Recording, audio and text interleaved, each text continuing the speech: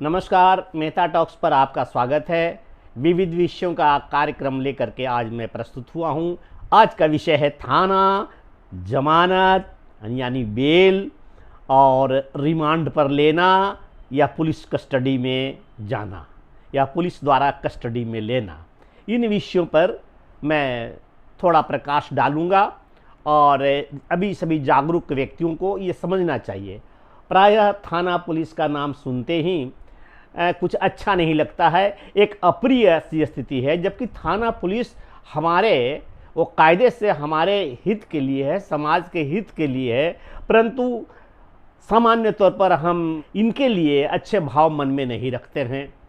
एक वितृष्णा रहती है, थाना जाना कोई पसंद नहीं करता है और थाना गए और वापस यहाँ वो जब जो बीच के दलाल होते हैं, ये नेता होता है, ये सब आते जाते रहते हैं, इनका कुछ नहीं है, सब या उनके मुखबिर हैं जो भी हैं, उन सब के लिए कोई दिक्कत नहीं है। लेकिन अपराधियों के लिए भी कोई दिक्कत नहीं है, अपराधियों के लिए भी कोई दिक्कत नहीं है। सामान्य अपराधियों की दिक्कत है, जो गृहस्थ है, जो घर परिवार चलाने वाला व्यक्ति कभी किसी काम में फंस गया, भाई भाई का झगड़ा हो गया, पड़ोसी से झगड़ा हो गया, ऐसे ऐसे कोई काम हो गए जो न चाहते हुए अनवांटेड, तो उनके लिए दिक्कत है। जो अभ्यस्त हैं अपराध करने में, उनके लिए कोई विशेष दिक्कत नहीं। उनके लिए जेल भी ठीक है, थाना भी ठीक है, सिपाही भी ठीक है, दरोगा भी ठीक है, सारी चीज़ें ठीक है। तो हम बात करते आज वैसे लोगों के लिए मेरे द्वारा जो सामान्य तौर पर थाना क्या, थानेदार क्या, ज़मानत क्या, कस्टडी में रखना क्या और रिमांड पर लेना क्या।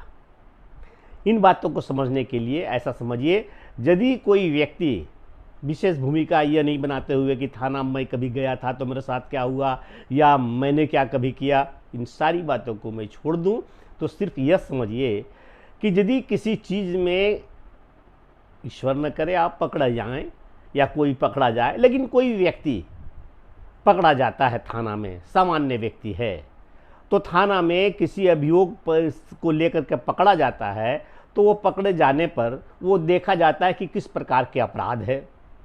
आप सामान्य व्यक्ति हैं तो संयम बनाए रखिए। सही अपराधी, लेकिन जब कभी वास्तव में कोई पकड़ा जाता है जिसमें लगता है कि इसको केवल सौदा करके छोड़ देना अनुचित होगा, तब उससे पूछताछ की जाती है और उसको कस्टडी में रखा जाता है। कस्टडी का मतलब पुलिस अपने हिरासत में, अपने लॉकअप में बंद कर सकता है 24 घंटे तक, सिर्फ 24 घंटे तक। लेकिन अक्सर पुलिस वाले, थानेदार करते क्या हैं, वो यदि आज गिरफ्तार किया है और मजिस्ट्रेट के पास जो संबंधित न्यायालय है वहाँ प्रस्तुत 4 दिन के बाद करते हैं, और इस बीच में या तो सौदेबाजी होती है, धारा कम कर देंगे, या तो उसके साथ मारपीट होता रहता है कुछ सबूतों के लिए, कुछ और। यदि वो थानेदार यदि ये निष्ठापूर्वक यह काम करता है कि नहीं वास्तव में इसने गलत किया है, तो उसको थोड़ा दिन रोक करके उससे सबूतों की जानकारी के लिए उससे मारपीट भी कर सकता है। मारपीट करते भी हैं, यह गैर कानूनी है, मारपीट नहीं होनी चाहिए। तब इन चीज़ों में 2-3 दिन गुजर गया, लेकिन दिखाएगा न्यायालय के पास, संबंधित न्यायालय में ले जाकर के कि मानो इसको 24 घंटे के अंदर ही गिरफ्तार किया गया है, और उसको समझा दिया जाएगा। यदि पिटाई भी की हुई होगी उसको, तो रास्ते भर पुलिस वाला जो बांध के ले जाता है न्यायालय में, कोर्ट में, वो समझाता है कि तुम वहाँ मजिस्ट्रेट के सामने, न्यायालय के सामने कभी मत कहना कि हमको मारा गया है, हमको पीटा गया है, नहीं तो और मुश्किल में फंसोगे, समझ लेना। तो वो बेचारे डर से, भय से कुछ नहीं बोलता है, और उसको सामान्य स्थिति में पुलिस नहीं चाहती है तब उनको जेल भेज दिया जाता है वहीं से। लेकिन अभी हमने एक बात कही थी कि वो रिमांड पर लेना, यहाँ पर पुलिस एक आवेदन पत्र जज के पास देती है, न्यायालय में न्यायाधीश के पास, कि इस मुजरिम को, इस आरोपी को मुझे रिमांड पर लेना है, इनको 2 दिन के लिए, 5 दिन के लिए, 6 दिन के लिए, 7 दिन के लिए दीजिए, ये रिमांड पर हम लेंगे। ये रिमांड क्या है? रिमांड पर लेने का अर्थ लोग बहुधा यह समझते हैं कि अब पुलिस के पल्ले चला जाएगा, ये रिमांड पर उसका बचाव पक्ष का वकील रिमांड पर नहीं भेजना चाहता है, लेकिन सरकारी वकील जो पुलिस की तरफ से बहस करता है वह कहता है कि रिमांड आवश्यक है। यह रिमांड ये चीज़ है कि उन दिनों में, जितने दिन को रिमांड मिलता है उन दिनों में इससे पूछताछ की जाएगी, इससे जानकारियां, इस केस से मुतल्लिक तमाम सबूत एकत्रित किया जाएगा, और ये सब प्रायः यह हिंसक तरीके से होना चाहिए और होता भी है। कानूनी यही होता है, उनसे पूछा जाएगा, उनके वैज्ञानिक तरीके से अन्वेषण किया जाएगा, उनके मन को, उनके ध्यान को परिवर्तन करके इस प्रकार से बैठा करके नींद को न आने देने के लिए बार बार उठा दिया जाएगा रात्रि को, ऐसा करके वो चीज़ें पूछते हैं। और लेकिन ऐसा होता नहीं इतना आसानी से, उनको 3rd डिग्री भी पिटाई होती है, बहुत पिटाई होती है, बेदम पिटाइयाँ होती रहती है। लेकिन इतनी पिटाइयों के बाद रिमांड जब समाप्त होता है, जितना उनको जानकारी हुई, जिनका जानकारी, जितने मालूमात होना चाहिए था मालूम किया, दोबारा जब जाती है पुलिस लेकर के कोर्ट में, तो इस समय तो इसकी भरदम पिटाई हुई होती है। ये तो इसको बता दिया जाता है कि खबरदार कुछ नहीं बोलना, लेकिन वो मुजरिम बोले या ना बोले, लेकिन उसके बदन पर इतने दाग होते हैं, आँख काला इधर यहाँ तक होता है, ये फुला हुआ होता है, नाक टेढ़ी होता है, इधर जख्म उधर जख्म। क्या मजिस्ट्रेट साहब देखते नहीं है कि इसकी स्थिति इतनी ख़राब क्यों है, ये स्थिति कैसे? कुछ नहीं, सब आंख मूंद लेते हैं, जब तक कि वह अभियोगी जिस पर आरोप लगा है वो यह नहीं कहे कि पिछले 4, 5, 6 दिनों के रिमांड में मुझे पुलिस स्टेशन में बहुत मारा गया है, तब कुछ कार्रवाई हो सकती है।